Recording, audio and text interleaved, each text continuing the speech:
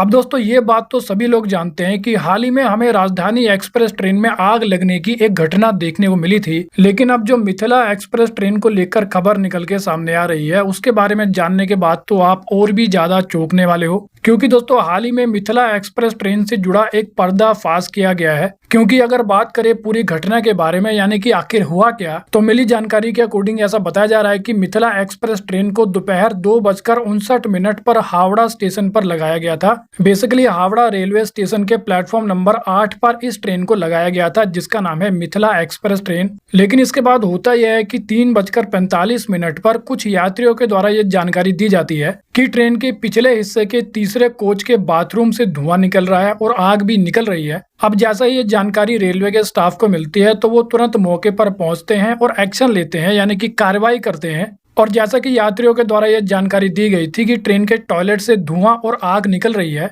तो इसी कारण होता यह है कि जो रेलवे के कर्मचारी होते हैं वो 2 फायर एक्सटिंग्विशर की मदद से लगभग 7 मिनट के अंदर आग पर काबू कर लेते हैं, यानी कि आग बुझा देते हैं। और ये सब होने के बाद टेक्निकल जांच भी की जाती है और फिर 4:18 पर ट्रेन एग्जामिनर के द्वारा उस कोच को ट्रेन से हटाने का बोला जाता है जिस कोच में धुआं और आग लगी थी। इसी कारण कुल मिलाकर ये बोला जा रहा है कि रेलवे कर्मचारियों के द्वारा जो समय रहते हुए आग पर काबू पा लिया गया, उसके कारण एक बड़ा हादसा होने से टल गया। क्योंकि अगर समय रहते हुए आग पर काबू नहीं पाया जाता तो उसके कारण यात्रियों को भी नुकसान होता और रेलवे की प्रॉपर्टी को भी नुकसान हो सकता था। लेकिन दोस्तों जब आरपीएफ के जवानों के द्वारा शुरुआती जांच की गई तो जांच में जो खुलासा हुआ उसके बारे में जानकर तो आप भी हैरान हो जाओगे। क्योंकि आरपीएफ के द्वारा की गई जांच में यह पाया गया कि ट्रेन के टॉयलेट में पेट्रोल में भीगा हुआ और आधा जला हुआ एक कपड़ा मिला, जिससे यह अनुमान लगाया जा रहा है कि शायद ट्रेन में किसी के द्वारा आग लगाने की साजिश की जा रही होगी। और इस घटना को देखने के बाद जो जानकारी दी गई है उसमें भी यही बताया गया है कि कुछ असामाजिक तत्व लोगों में डर और अव्यवस्था फैलाने के लिए इस प्रकार के घटना को अंजाम दे रहे हैं।